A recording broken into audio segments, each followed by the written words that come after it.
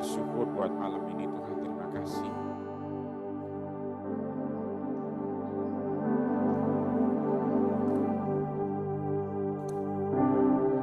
Kalau hari ini boleh ada,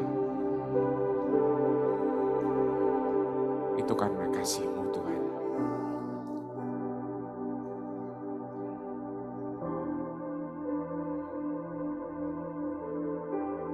Berbicaralah Tuhan, kami mau belajar.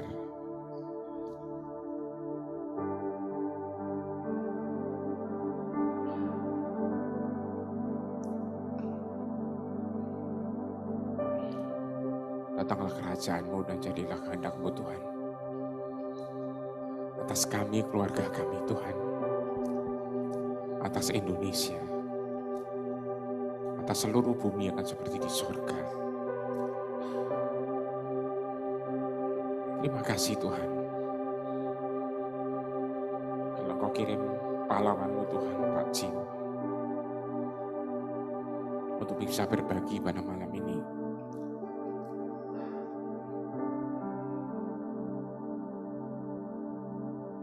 Dalam Yesus kami berdoa. Haleluya. Amin. Shalom. Thank you buat tim. Saudara lihat alur lagunya ya tadi. Gimana Tuhan atur itu begitu luar biasanya. Amin. Ya, saudara. Ceritanya malam ini adalah acara hybrid, jadi online dan onsite.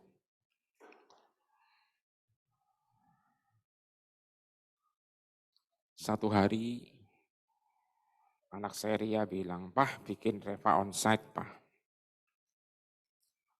Terus saya tanya, pembicaranya siapa? Ya Papa doalah. Saya doa dan Tuhan ingetin, coba kamu kontak Pak Jim. Mungkin terakhir kita ketemu muka itu 4 atau 5 tahun lalu ya Pak Jim ya. Saya rasa waktu itu masih di Central Park. Tapi saya bilang, Tuhan, WhatsApp terakhir saya bulan Juli itu Pak Jim bilang nggak ada lagi schedule Jakarta. Dan saya bilang, itu bulan Juli udah diomongin kan Tuhan. Ya itu kan Juli kata Tuhan.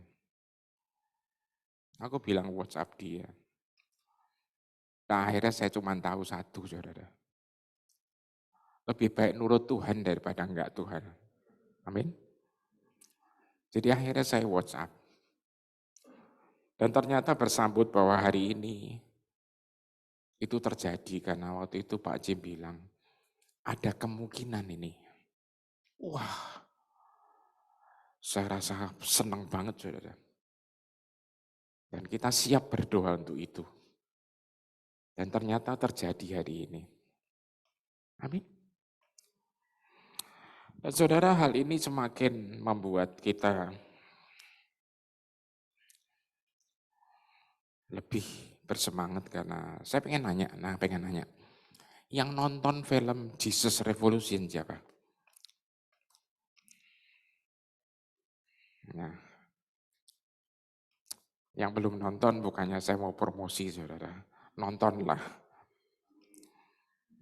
Nanti biar Pak Jim cerita sendiri. Bukan karena Pak Jim yang produksi saudara. Bukan Pak Jim yang jadi sutradara juga bukan. Tapi kan ada sesuatunya nanti biar beliau yang cerita. Saya rasa nggak saya panjangin biar Pak Jim boleh naik. Please Pak. Ya. Ya. You need this or that? I don't need it. Huh? You need anything? Sip. Okay. Thank you. Ya, saya rasa ini rumah kedua. Tiap kali datang ke Jakarta, kalau saya bisa di Persekutuan Reva, saya rasa at home. So, thank you. Terima kasih. Ya, malam ini saya agak rubah semua tadi. Saya bilang di belakang semua yang sebelumnya bisa hapus. Tapi sebelumnya, saya tahu banyak berdoa untuk kami. Mungkin ada yang terima pokok doa dan update setiap bulan yang saya kirim lewat email. Kalau belum, ada QR code bisa lihat di depan atau di belakang ada, bisa scan. Atau ada brosur juga bisa diambil kalau mau. Juga dalam COVID, kami dapat banyak lagu baru di Papua. Setiap kali saya datang ke Jakarta, saya harus bawa lagu baru. Tapi saya tidak nyanyi, anak-anak kami nyanyi. Dan dalam COVID kami dapat banyak lagu baru. Dan masuk akal. Daud tulis atau karang lagu baru, Mazmur, sering di dalam waktu kesusahan. Waktu susah dia dapat lagu baru. Jadi dalam COVID harus ada banyak lagu baru. Kalau tidak ada harus tanya kenapa tidak ada. Jadi ini yang anak-anak kami buat tahun lalu. Kami punya tim rapper. Beberapa, ada rapper laki-laki, ada rapper perempuan. Perempuan lebih jago daripada laki-laki.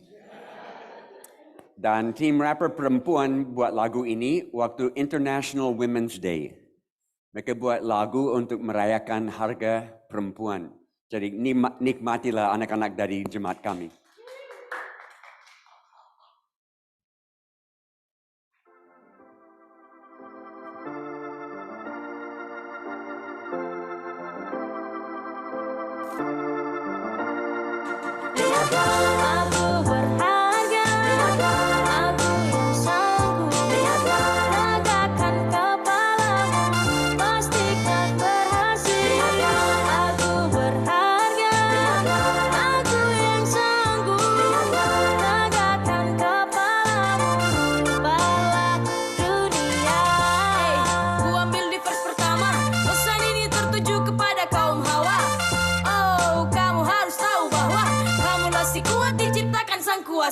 Banyak orang berpikir ku terlalu mudah, bahkan banyak orang sering anggap aku lemah. Ku bisa kerjakan banyak hal sendirian, ku bukan superhero minoritas bilang. Patahkan stigma masyarakat tentang kodrat kepada wanita tentang standar yang mereka buat. I know that there is something different and I trust you. Kau jangan menyerah, saya percaya itu.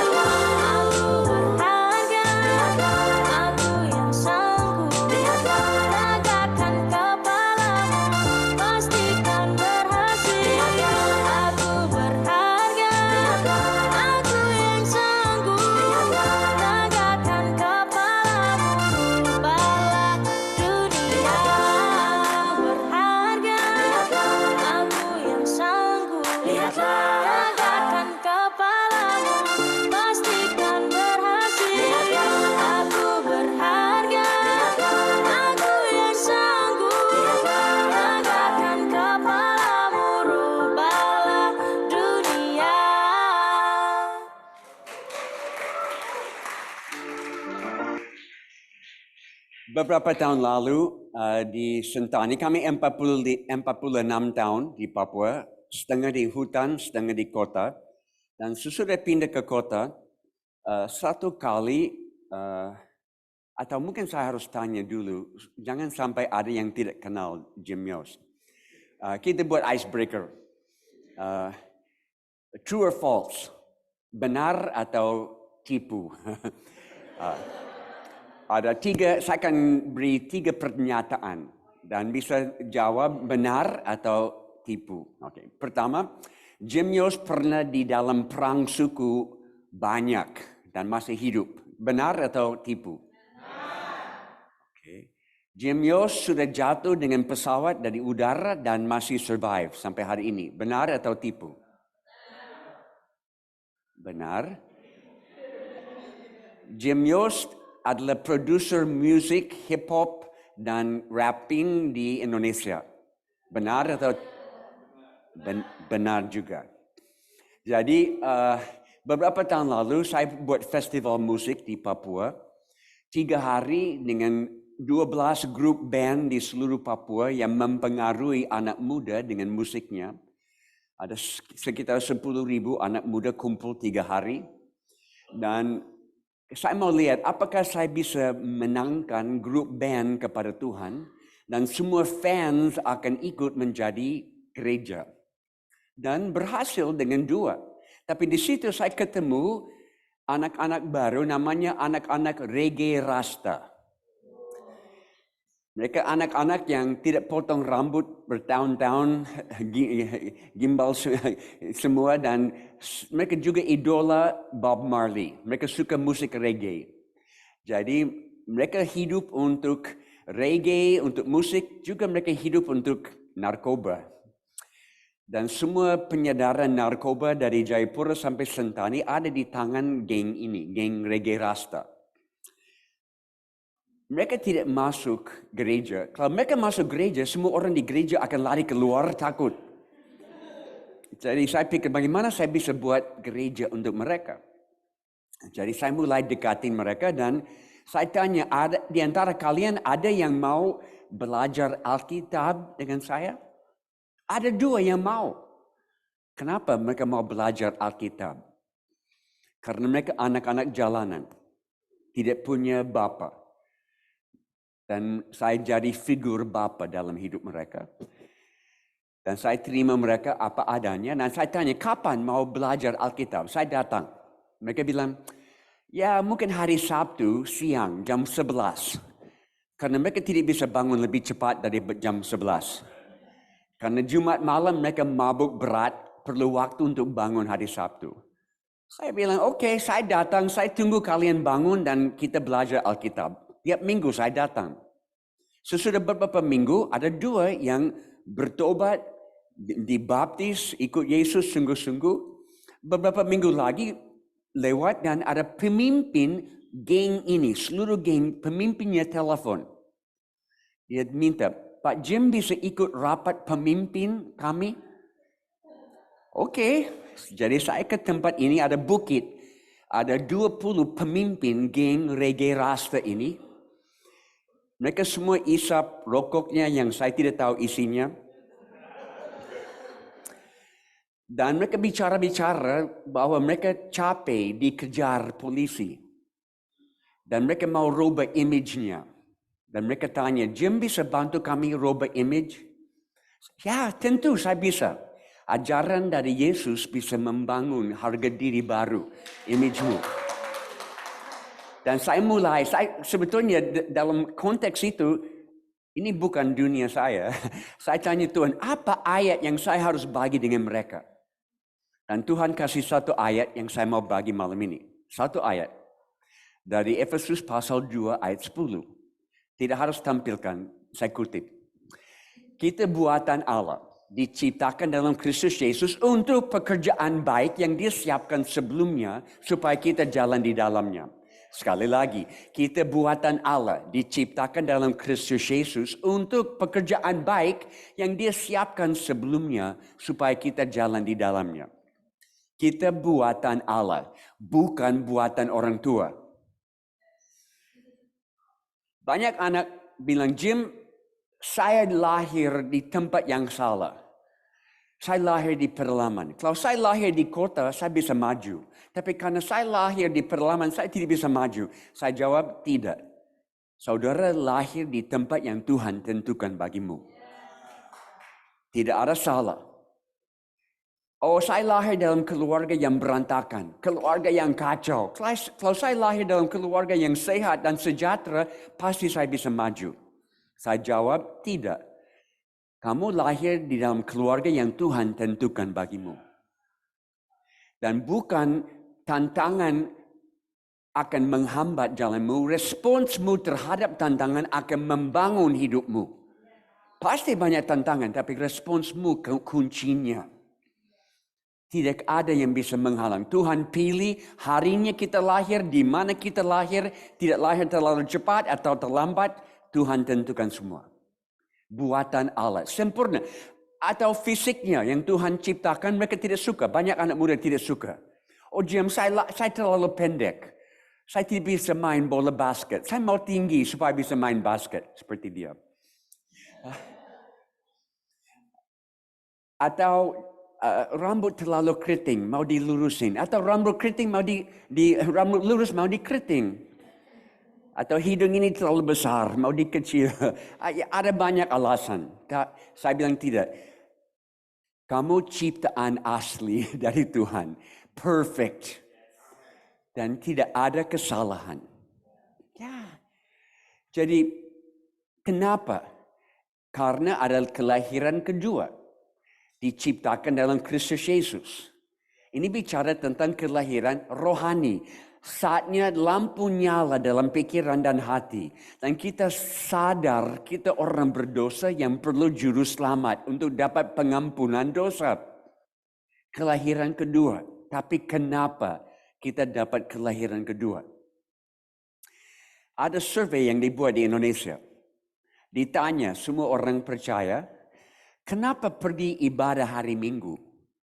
Mau dengar jawaban mereka? Mungkin saudara masuk dalam survei ini juga. 95% jawab, oh kami pergi ke ibadah supaya diberkati Tuhan. Ada sesuatu yang salah dengan jawaban itu. Karena kita tidak datang seperti sekarang untuk diberkati, kita datang karena Tuhan layak dipuji. Ini semua tentang Dia, bukan tentang kami. It's not selfish ambition untuk dapat banyak berkat. Karena Dia layak disembah. Dan Dia punya rencana. Diciptakan dalam Kristus Yesus bukan untuk diberkati, tapi untuk pekerjaan yang baik. Dan di dalam bahasa asli Alkitab itu plural, bukan single. Pekerjaan-pekerjaan. Kita semua punya banyak pekerjaan yang Tuhan siapkan dalam hidup ini. Nah, ada anak muda yang selalu tanya saya, Jim, saya mau lihat semua yang Tuhan siapkan bagi saya. Saya mau lihat dari sekarang sampai akhir semua yang Tuhan siapkan. Saya jawab, Tuhan tidak kasih lihat karena Dia tahu kalau kamu lihat semuanya akan dapat serangan jantung di tempat dan mati. Karena tidak bisa tahan melihat semuanya. Jadi dalam kasih karunia, anugerah Tuhan, Dia hanya kasih lihat sedikit. Terang sedikit, kita melangkah. Ada terang lagi, kita melangkah. Ada terang lagi, namanya berjalan dengan iman. It's an amazing race. Ini kita dapat pekerjaan satu, kita pikir, wow ini semuanya. Tapi nanti Tuhan berikan yang lain lagi, yang lain lagi. Mungkin ada hubungan, mungkin tidak ada hubungan. Tuhan tahu semua. Dan kita tidak stop dapat pekerjaan baru sampai hari terakhir. Saya sekarang pensiun, official pensiun. Ya, saya memenuhi syarat pensiun. And I'm busier than ever before. Ya, waktu pensiun luar biasa Pak David. Saya senang. Tapi berarti ada pekerjaan, selalu pekerjaan baru. Saya tidak mau stop belajar sepanjang umur hidup ini. Pekerjaan baru yang Dia siapkan kapan? Sebelumnya. Sebelum apa? Sebelum lampu nyala dalam pikiran. Sebelum kesadaran tentang Yesus. Sebelum kita bertobat. Artinya pada hari pertama saudara dan saya lahir di bumi ini. Tuhan mulai persiapkan pekerjaan baik untuk masa yang akan datang. There's no time that is wasted in God's economy. Tuhan tidak punya waktu yang terbuang dalam ekonomi Tuhan. Semua pengalamanmu yang baik dan yang pahit. Semua pengalaman Tuhan pakai untuk membangun message dari hidupmu, pekerjaan untuk orang lain. It's for other people. It's not for you. Semua yang saudara alami. Tidak akan stop belajar. Jadi sekarang saya mau storytelling dari hidup saya, bagaimana saya mengalami ini. Saya lahir di California, Amerika. Maaf, saya lahir di Amerika. Dan saya lahir dalam keluarga yang percaya, Kristen.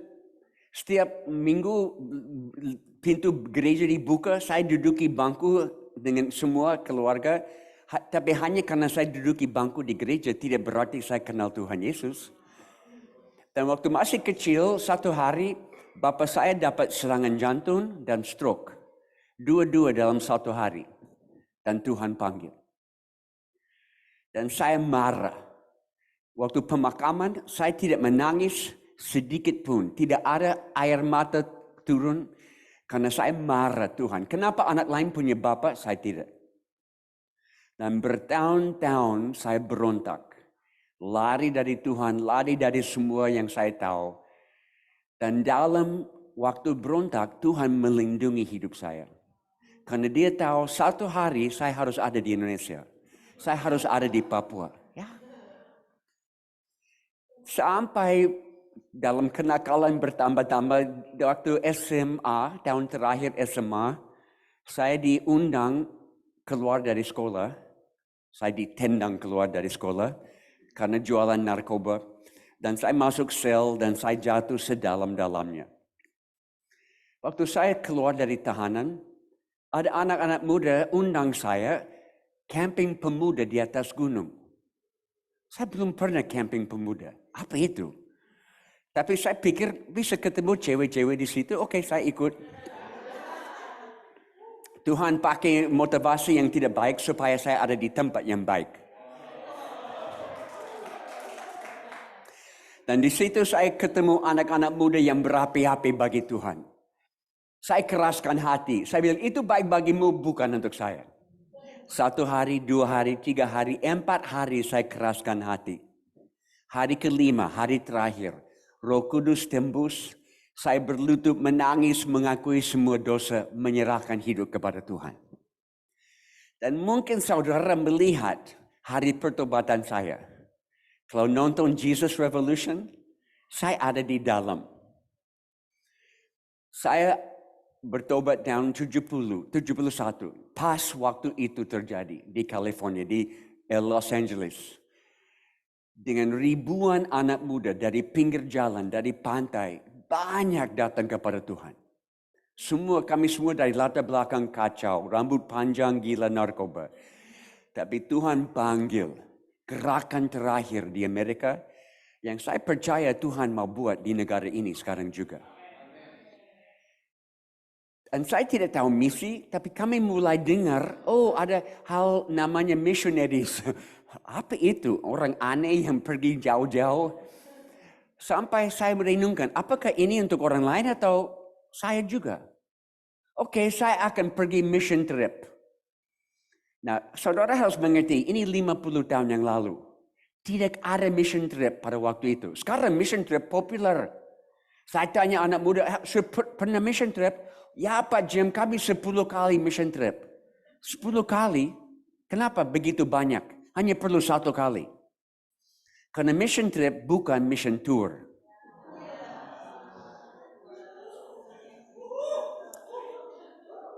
Mission trip berarti saya bawa diri keluar dari daerah nyaman ke tempat yang sulit bagi saya supaya ketemu dengan Tuhan. Perjumpaan ilahi terjadi di situ. Mendengar suara Tuhan di situ. Bukan apa yang saya akan berikan orang lain di situ, tapi apa yang Tuhan akan berikan kepada saya di situ. Jadi saya pergi ke Korea dan Jepang 3 bulan. Mau tahu Tuhan apakah ini untuk saya? Saya tidak akan kembali sampai saya dengar suaramu. Di Korea 6 minggu. Bangun pagi-pagi jam 5 berdoa dengan orang Korea. Kalau saudara belum pernah berdoa dengan orang Korea, cari orang Korea berdoa dengan dia. Mereka punya urapan doa syafaat yang luar biasa. Tapi saya tidak dengar suara Tuhan di Korea. Tapi di Jepang, negara yang sulit. Tidak banyak gereja, tidak banyak orang percaya. Saya ada di Kyoto, bisa bilang mungkin pusat penyembahan berhala. Dan ada di satu asrama mahasiswa, satu malam bergumul dalam doa. Jujur dengan Tuhan. Tuhan, saya tidak suka di negara yang asing ini. Saya tidak suka tidak tahu budaya. Saya tidak suka tidak tahu bahasa. Saya tidak suka tidak tahu isi makanan yang saya makan. Saya tidak bisa jadi missionary. Dan Tuhan jawab, betul Jim, kamu tidak bisa jadi missionary. Tapi aku bisa jadikan kamu missionary yang sukses. Dan saya sadar malam itu, panggilan misi tidak ada hubungan dengan kemauan saya atau kemampuan saya, tapi ketaatan saya. Dan saya tahu malam itu, saya akan tinggalkan Amerika, tidak akan kembali lagi. Ketemu istri saya, calon istri. Nah, love story, ya. Kita tahu, kita selalu tertarik dengan orang yang bersifat berlawanan. Opposites attract. Kalau tertarik dengan orang yang sama, how boring. Jadi istri saya jauh beda dari saya. Dia dari keluarga non-Kristen. Istri saya Native American, the real American, Indian. Dan waktu dia kecil, ada orang bawa dia ke sekolah minggu. Dan dia ketemu Yesus di situ. Dan dia ikut Yesus walaupun tidak ada dukungan sedikit pun dari keluarga. Fighting spirit. Dia tidak mau menyerah. Dia pergi ke Mexico City, mission trip, dapat panggilan. Kami ketemu. Kami bilang, ayo kita nikah buat misi sama-sama. Mau nikah untuk misi. Jadi, ya, Valentine's Day tahun lalu, kami rayakan Valentine's Day. Karena kami mau isi dengan kebenaran. Dan di Papua, anak-anak muda kami bikin talk show. Talk show pada hari Valentine. Dan mereka minta saya dan istri tampil dan wawancara talk show dengan kami. Enak sekali, tapi pertanyaan yang terakhir mengejutkan. Karena MC ini perempuan yang mungkin lanjut umur dan dia takut tidak akan dapat teman hidup.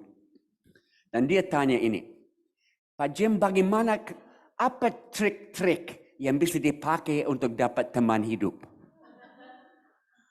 Saya jawab, kalau pakai trik-trik untuk dapat, harus trik-trik terus untuk tahan. Jangan mulai dengan trik-trik. Mulai dengan panggilan. Mulai melayani sama-sama dan lihat di dalam pelayanan siapa yang Tuhan gabungkan bersamamu. Mulai dengan hati pelayanan dan itu akan bertahan sepanjang umur hidup. Jadi kami ketemu, kami pergi makan malam dan kami orang yang sajikan makanan kami bawa kepada Yesus. Kami lihat, ini panggilan sama-sama. Jadi kami buat misi dari awal. Jadi kami nikah cepat tinggalkan mereka. Bulan madu di Papua. Sampai sekarang masih bulan madu. Jangan stop bulan madu, suami istri. Jadi kenapa Papua? Ya seperti banyak anak muda semangat bisa berubah-ubah. 1 bulan mau ke China, bulan berikut mau ke Afrika, bulan berikut mau Amerika Selatan. Tapi sesuatu yang tangkap hati kami lebih daripada semua adalah suku-suku terabaikan di tengah hutan. Belum ditemukan. Kalau tidak ada orang menemukannya, tidak akan dengar kabar baik tentang Yesus. Di mana tahun 77 paling banyak suku yang belum ditemukan? Irian Jaya, Papua. 250 suku, bahasa, beda semua. Jadi kami ke Papua, ke Irian. Kami tiba dan kami punya motto. Saya dan istri waktu kami nikah ada tema, motto dalam hidup kami sama-sama. Kami mau buat pelayanan yang orang lain tidak mau buat atau tidak bisa buat. Kalau orang lain bisa buat, silakan. Kami mau buat apa yang orang lain tidak mau. Jadi kami tiba, kami tanya, mana ada suku yang belum ditemukan dan daerah yang misionaris tidak mau masuk, terlalu sulit. Oh ya, selatan. Merauke, tapi di hutan, merawat semua, banyak nyamuk, malaria hebat, tidak ada misionaris mau ke situ. Oke, kami mau. Jadi kami naik pesawat air satu pesawat di Papua dan kami dibawa ke sana. Dan di atas kami cari-cari dan kami lihat beberapa rumah dekat pinggir kali, kami turun di situ. Dan waktu pesawat berhenti, saya misioneri yang baik, saya persilakan istri keluar dari pesawat dulu. Dan dia naik ke atas dan mereka lihat dari hutan, mereka lihat kami, belum pernah lihat orang kulit putih, belum pernah lihat pesawat burung ini yang turun di atas air. Dan mereka mulai keluar dan ibu-ibu lihat istri saya, mereka lari dan mulai pegang tubuhnya dari kepala sampai ke kaki, melihat dia bentuk sama atau tidak. Mulai menari keliling dia dan dibawa. Bawa ke dalam hutan, langsung. Waktu itu terjadi, pilot kejut. Dia bilang, Jim, pasti mau saya tinggalin kamu di sini? Bisa, kami ada radio SSB, ada komunikasi di luar. Bisa bawa pesawat, oke, dia bawa pesawat, saya naik ke atas, laki-laki datang buat sama dengan saya dibawa. Kami terpisah setengah jam. Akhirnya kami ditemukan di satu tempat di mana ada kumpulan-kumpulan makanan. Kami pikir, mau rayakan kedatangan kami dengan makan bersama. Kami tidak tahu alasan sebetulnya, sementara akan tahu. Tapi sesudah semua makanan selesai, ada satu bapa berdiri, berteriak. Dan 1,000 orang bangkit berdiri, setengah lari ke sana, setengah lari ke situ, langit jadi hitam dengan anak panah yang dilemparkan. Dan ada perang suku yang terjadi, hari pertama. What do you do? Saya harus akui, di dalam kuliah di Amerika, tidak ada mata pelajaran tentang perang suku. Mereka lupa masukkan itu dalam kurikulum. Mungkin dalam kurikulum baru yang Pak David akan buat di sini akan ada. Ya. Tapi seperti Tuhan bungkusi hati kami supaya roh ketakutan tidak bisa masuk. Dan saya suruh istri masuk di situ, saya masuk di sini, coba menghalang mereka dari pembunuhan yang sedang terjadi. Kami lihat anak pada lewat di atas, kami ambil patakan apa yang kami bisa buat. Tapi mereka 1,000 lebih. Kami hanya 2 orang dan mereka teruskan sampai matahari turun. Itu hari pertama, welcome to Papua. Malam itu mereka bawa kami ke rumah di tengah kampung ini. 2 meter di atas, tiang kayu bulat, lantai nibun kulit kayu, atap daun sagu. Itu rumah kami. Kami naik ke atas, mereka mulai bawa orang yang luka dari perang. 1, 2, 3, 10, 20. Berdarah sini sana. Sepertinya mereka mau kami buat sesuatu. Kami tidak punya training medis pada waktu itu. Istri saya lihat orang yang pimpin perang ada berdarah di situ. Namanya Aro. Dia dipukul di kepala dengan kapak batu. Ini sudah terpisah, bisa lihat putih di dalam. Kami pikir sudah mati, tapi istri saya periksa, masih ada nafas dangkal. Dia ambil lap, dan dia lap semua darah, ambil roll isolasi dan coba pasang kulit kembali. Itu operasi pertama yang dia buat. Tapi makin lebih mantap. Dan kami doakan dia, dan dia hidup, dan dia jadi orang pertama yang percaya akhirnya. Tapi ini untuk memperlihatkan, waktu mau masuk dalam pekerjaan Tuhan, we are always out of our depth. Karena ini harus depending on God. Harus bergantung kepada pertolongan Tuhan 110%. Dia akan bawa kita ke tempat yang kita tidak bisa, tapi dia bisa. Because it's His pekerjaan, bukan kami punya pekerjaan. Pekerjaan yang Tuhan siapkan. Jadi kami setiap hari, karena kami tidak tahu bahasa, kami harus bergantung kepada mereka, belajar survive di hutan, belajar bahasa ini, bikin alfabet, bunyi-bunyi, bikin huruf-huruf dan ajar mereka baca tulis dalam bahasa sendiri. Tapi pada awal kami tidak tahu apa-apa. Jadi tiap hari kami pakai pola pelayanan Tuhan Yesus. I want to do it Jesus way. Dan kita tahu Yohanes 20, Yesus bilang, saya utus kamu seperti saya diutus. Sama seperti Bapa mengutus aku mengutus kamu. His way. Dan Paulus jelasin di Filipi pasal 2, Yesus tinggalkan semua kemuliaan di surga. Semua hak asas ilahi. Ini zaman hak asas manusia ya. Yesus melepaskan semua hak asas ilahi untuk datang menjadi manusia. Bukan hanya itu, menjadi hamba. Bukan itu, sampai mati. Dan itu pola Yesus. Jadi kami harus ikut pola Yesus. Jadi tiap hari istri saya naik perahu, pergi ke hutan, panggul sagu, cari makan di hutan dengan ibu-ibu. Saya naik perahu dengan laki-laki berburu di hutan, cari babi liar.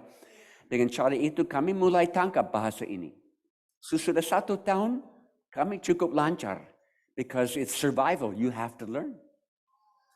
Kami mulai cerita tentang Yesus, tapi tidak ada yang mau terima. Kami masuk tahun kedua. Mereka mulai mengerti tapi tidak mau terima. Masuk tahun ketiga, kami mulai terjemahan Alkitab sedikit. Mereka mengerti tapi tidak mau terima. Bahkan ada orang-orang berpengaruh yang buat ancaman. Mereka bilang ini dukun-dukun. Dan mereka umumkan, kalau ada orang terima berita ini dari luar, kami akan bunuh dengan sihir, dengan obatan. Very real threat. Jadi bisa rasa roh ketakutan yang menahan mereka di bawah. Dan satu hari dengan frustrasi saya berdoa kepada Tuhan. Tangkap ini, frustrasi ada baik. Katakan sama-sama, frustrasi ada baik. Karena frustrasi akan membuka pintu kepada hal baru. Kalau kita tidak frustrasi, tidak akan menemukan hal baru. Kalau kita puas dengan semua yang lalu, kita akan teruskan. Jadi frustrasi dan saya berdoa, Tuhan, saya tidak bisa yakinkan masyarakat ini lebih lagi tentang siapakah Yesus. Datang buka mata mereka dengan cara yang saya tidak bisa buat. Dan Tuhan datang dengan caranya yang saya tidak bisa bayangkan waktu itu. Terjadi di tengah hutan panas, siang hari, matahari ada di tengah langit. Dan dari rumah kami dengar tangisan. Duka, orang mati. Kami tahu orang baru meninggal. Saya lompat dari rumah ke bawah, lari ke arah saya dengar tangisan. Setengah jam dalam perjalanan sampai tembus di pinggir kali. Saya lihat 1,000 orang ada. Ibu-ibu lompat ke dalam lumpur. Cara mereka duka, orang mati. Laki-laki ada di dalam air dangkal cari sesuatu. Saya tanya orang di samping, apa terjadi?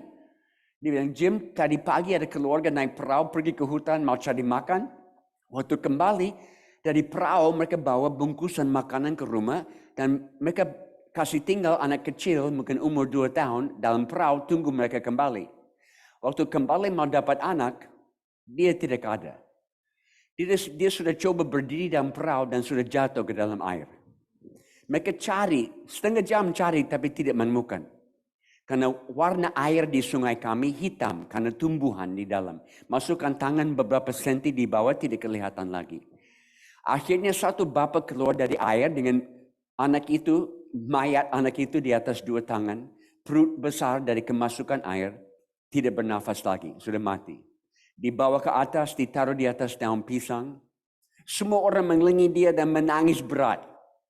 Istri saya datang dan karena dia tahu teknik untuk coba kasih nafas baru orang yang tenggelam. Dia berlutut dan dia coba kasih nafas baru anak ini. 5 menit, 10 menit, 15 menit. Dia terus kerja. Akhirnya dia sadar anak ini sudah terlalu lama di dalam air. Sudah mati betul. Dia stop. Dia mulai berdoa.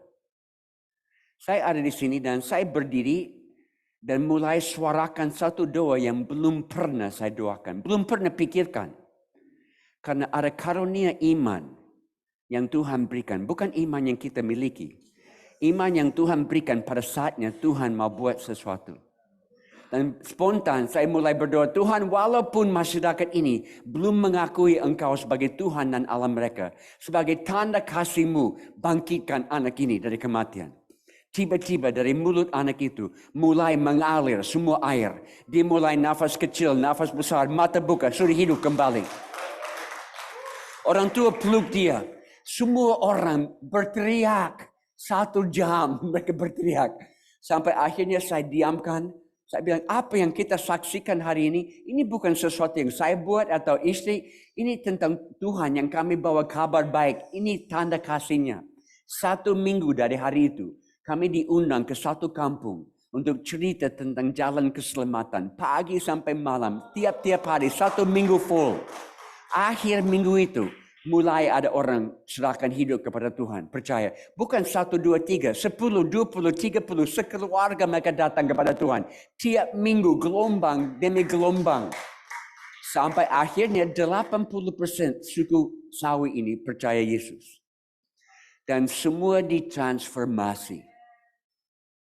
Saya latar belakang antropologi dan kadang-kadang antropolog bilang, oh suku-suku di pedalaman harus kasih tinggal. Mereka dalam Shangri-La, di hutan, semua enak. Tidak enak. Karena perang suku tiap-tiap minggu dalam tahun-tahun pertama. Mereka female infanticide. Jadi anak perempuan selalu dibuang di kali karena mau anak laki-laki. Ada banyak hal yang menyedihkan. Itu bukan Shangri-La.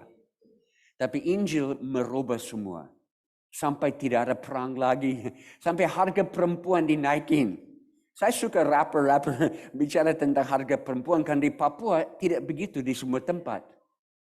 Dulu waktu mereka mau ke hutan, mau cari makan, laki-laki turun dan dia dengan payung dan anak panah dan busur, dia jalan di depan, istri 20 meter di belakang. Tidak bisa lebih dekat, 20 meter jaraknya. Injil masuk, 20 menjadi 10, menjadi 5. Sekarang bisa lihat mereka berpegang tangan dan pergi ke hutan cari makan sama-sama. Injil membaharui, mentransformasi society. Luar biasa. Perang dulu tiap minggu ada perang suku. Sampai kami pikir, Tuhan, apakah mereka akan habis dengan semua dibunuh dalam perang sebelum kami kuasai bahasa ini untuk jelasin kabar baik? Tapi Injil masuk dan mereka tangkap dan terima, dan waktu panggil perang, mereka harus turun jadi solidaritas, kesatuan dengan saudara, tapi mereka kasih tinggal busur anak panah di rumah. Dan hanya begitu. Lebih banyak orang Kristen panggil perang, mereka turun dan mereka ambil teman-teman dari perang dan keluarkan mereka sampai tidak ada perang lagi. Tapi proses bertahun-tahun sampai sekarang tidak ada transformasi. Revival. Saya tahu Reva sangat percaya revival. Kita tidak selalu mengerti di mana dan cara apa revival mau jadi. Kami mengalami di tengah hutan. Sebelum Pensacola, sebelum Toronto. Terjadi di tengah hutan. Banyak yang sudah bertobat, tapi makin beberapa tahun lewat, ada yang kembali kepada hidup yang lama, ada yang semangat dan passion for Jesus turun. Dan Tuhan datang dengan kebangunan rohani yang Tuhan pilih. Bukan sesuatu yang kami buat. Terjadi tanggal 1 Januari. Sesudah Desember. Desember in Papua is dalam bahasa Sawi, Gaudon Ohar, artinya the month to believe. Kami rayakan kelahiran Yesus 1 bulan, bukan 1 hari, 1 bulan. Dari tanggal 1 sampai tanggal 31 Desember, perayaan. Dan di hutan juga di kota sama. Mau rumah ke rumah, beritahu 1 kali lagi kepada semua orang cerita tentang kelahiran Yesus. Karena tidak ada hadiah lebih indah yang bisa berikan kepada bayi Yesus pada hari ulang tahun daripada 1 jiwa baru. Jadi mereka buat ini, walaupun passion sudah turun, mereka tetap mau beritahu tentang Yesus kepada semua. Dan karena itu, tanggal 1 Januari, kebangunan rohani terjadi. Ada hari Minggu, ada ibadah. Jadi kami datang, gedung sangat sederhana, atap daun sagu, dan ada laki-laki di bagian ini, perempuan di bagian ini. Saya duduk dengan laki-laki, istri saya duduk dengan perempuan. Kami tidak ada bagian dalam ibadah hari ini. Tapi waktu mereka mulai pujian penyembahan yang dengan alat musik tradisional, dengan ayat-ayat Alkitab yang mereka nyanyi-nyanyi, kami rasakan hari ini mereka gairah, passion di dalam lagu-lagu lebih tinggi. Apa yang, it's different today, it's electric. Saya lihat istri lihat saya, something is happening. Di tengah-tengah ada kesaksian spontan. 1 anak muda berdiri. Minggu ini saya ada di hutan, saya injak ular bisa, tidak digigit, puji Tuhan. Ada suami istri dengan anak kecil berdiri. Minggu ini anak kami malaria sampai menggigil dan koma, tidak sadar lagi. Tua-tua jemaat doakan sampai sembuh. Puji Tuhan. Ini beberapa kesaksian luar biasa, spontan. Saya lihat istri lihat saya, ada sesuatu hari ini. Ada firman yang dibawa dari satu penetua, ya normal, tidak terlalu hebat, tapi sesudah selesai terjadi. 1 anak muda dari belakang, namanya Onaviap. Dia mulai maju ke depan. Tidak ada undangan. Semua orang lihat, kenapa dia maju ke depan? Dia maju ke depan dan balik menghadap semua dan dia bilang, minggu ini saya ada di tengah hutan. Saya ketemu orang dari kampung yang lain dan kami berkelahi. Tidak ada mata di sini yang lihat apa yang saya buat, tapi mata Tuhan lihat. Saya harus mengakui dosa di depan semua. Dia menangis berlutut, tua-tua jemaat mengelilingi dia, berdoa untuk pemulihan dia. Ada satu lagi maju, mengakui dosa. Satu lagi, 1 jam, 2 jam, 3 jam, 8 jam. Kami mulai pagi, kami tidak keluar sampai sore. Esok hari mereka ambil bambu dan tiup. Bambu yang ditiup untuk perang, mereka panggil untuk datang gereja. Mereka tiup bambu, semua datang pagi sampai sore, pengakuan dosa. 1 minggu, 2 minggu, 1 bulan, 2 bulan, 3 bulan setiap hari. Pengakuan dosa pagi sampai malam. Dan semuanya disentuh Tuhan, ada orang baru bertobat. Dan mereka tidak akan lupa waktu Tuhan jamah mereka. Jadi waktu saudara dengar apa yang terjadi di tempat lain di dunia modern, bisa tahu di hutan juga Tuhan buat.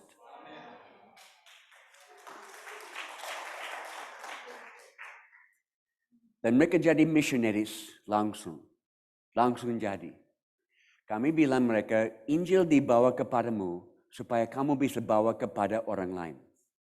Mereka satu suku di tengah-tengah 2 suku yang besar. Yang dulu musuh berperang dan membunuh dan memakan orang tua mereka. Semua orang seumur dengan saya tahu rasa daging manusia. Mereka cannibal.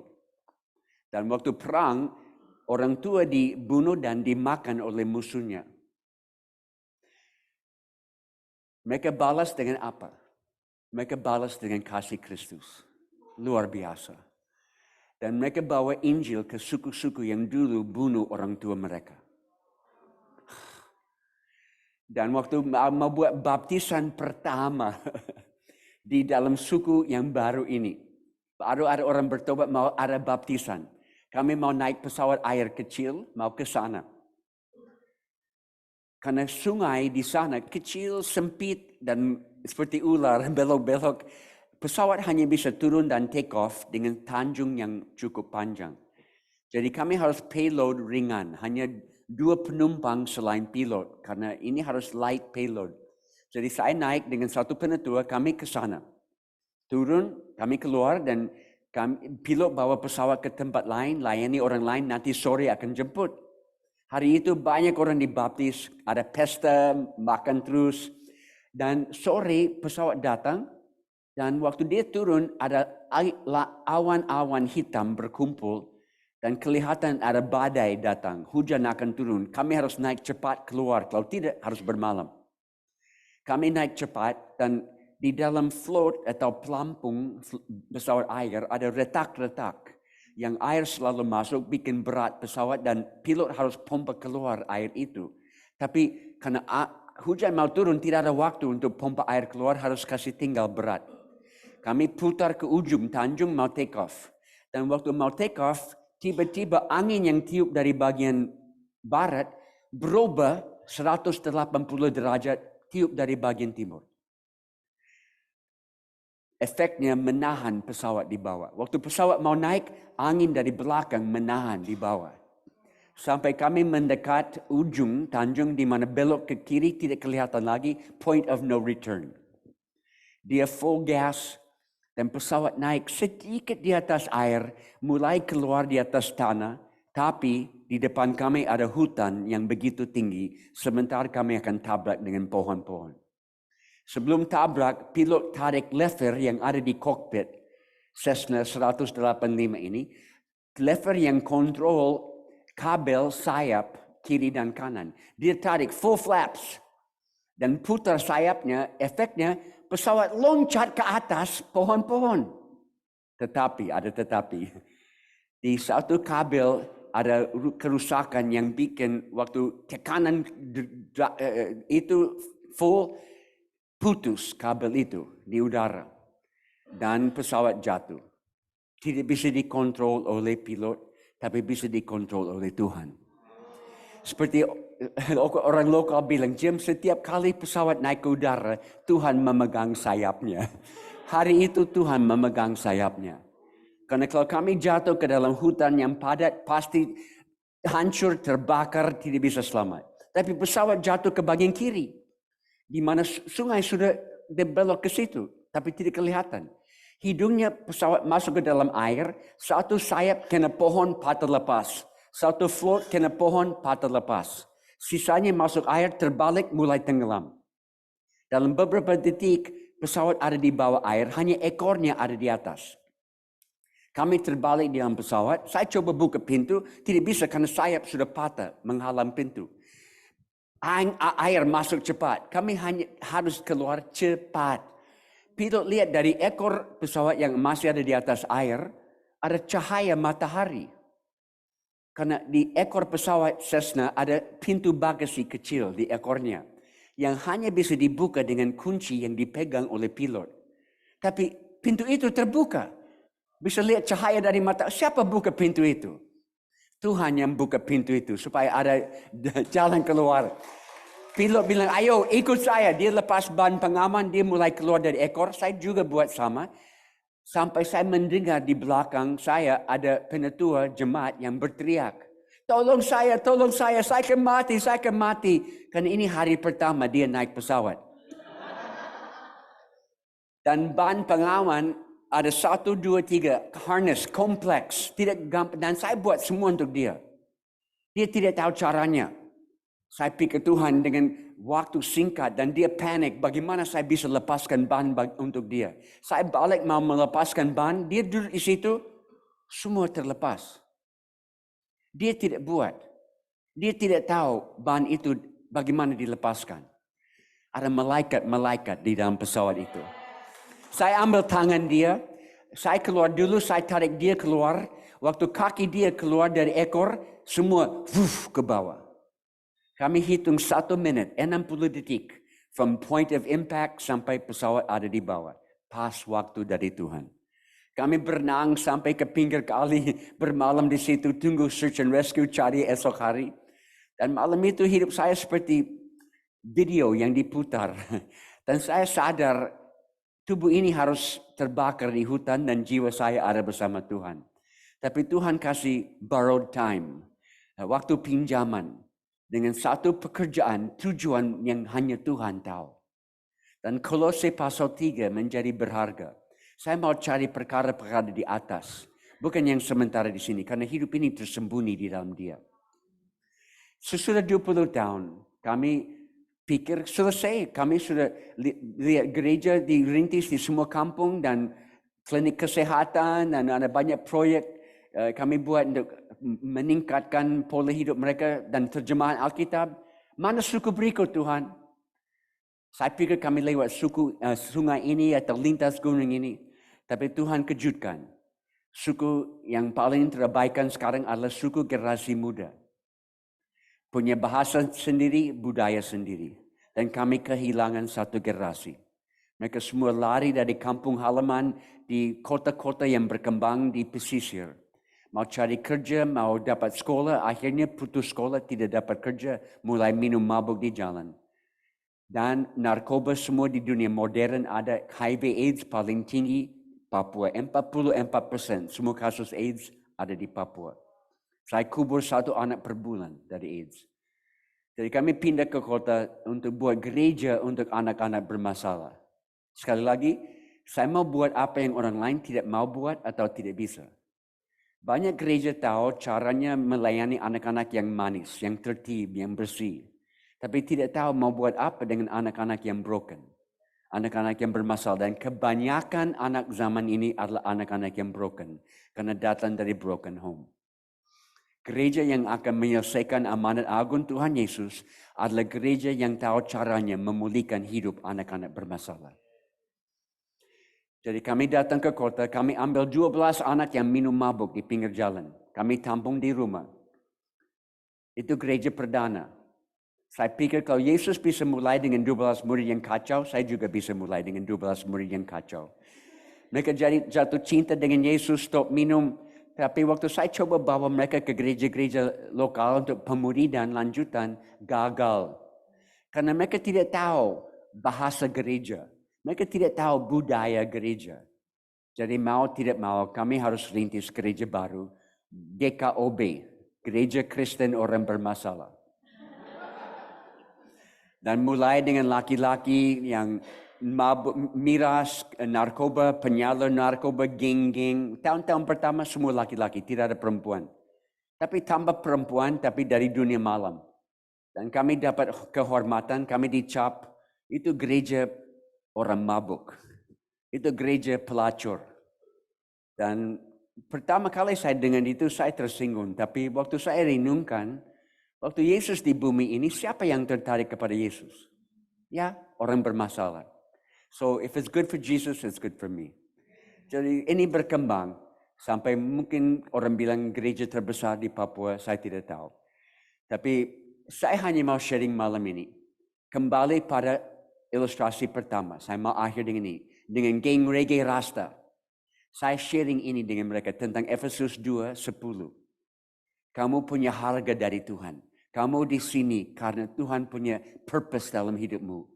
Pekerjaan. Jadi saya sharing 20 menit, saya bagikan mereka 20, kelompok 3. Kalian diskusi apa yang dapat dari firman ini dan mau buat apa. Mereka sharing, mereka kembali. Kami sudah putuskan jam, kami akan buat konser di tengah kota, konser gratis. Karena mereka semua musisi, reggae. Mereka akan buat konser gratis. Dan temanya anti-narkoba. Mereka semua pemakai dan hampir semua penyalur. Dan mau buat konser anti-narkoba. Dalam hati kecil saya rasa terima kasih Tuhan. Ini seperti anak kecil yang belajar berjalan.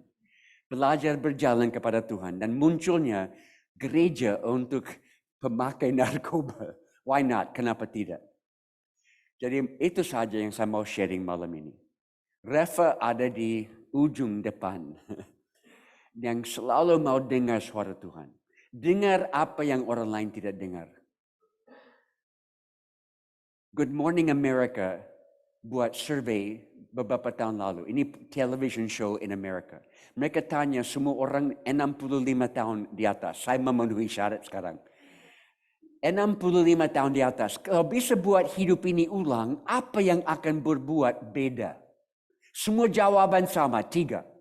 Kalau kami bisa ulangi hidup ini, kami akan lebih lambat. Tidak akan berburu-buru, kami akan lebih lambat dan merenungkan semua yang kami buat. Kedua, kalau kami bisa ulangi, kami akan ambil resiko lebih tinggi. Kami tidak akan nyaman, aman-aman, hati-hati, akan bayar resiko, bayar harga. Ketiga, kalau kami bisa ulang, kami akan buat hal-hal yang punya dampak di sini. Waktu kami tidak ada bekas dari hidup kami, ada dampak positif di sini. Biar Reva menjadi kelompok yang membuat dampak di tengah-tengah masyarakat. It's the best time to be alive. Mungkin akan makin kacau, tapi kita jadi orang yang berkembang di tengah-tengah kekacauan. Saya mau berdoa. Tuhan, terima kasih karena persekutuan ini yang Engkau lahirkan di kota Jakarta. Engkau yang membuat sesuatu dalam hati mereka yang mereka tidak bisa lupakan. Tidak akan stop mendengar suaramu dan melakukan pesanmu. Jadi bawa mereka, loncatkan mereka ke depan. Lebih cepat daripada orang lain. Biar mereka menjadi kelompok yang buat apa yang orang lain tidak mau buat atau tidak bisa buat. First responder sebelum orang lain. Menjadi contoh teladan bagi yang lain. Saya serahkan mereka di dalam tangan pemeliharaan-Mu Tuhan. Tahan mereka di tengah-tengah kehendak-Mu. Dalam nama Yesus kami berdoa. Amin.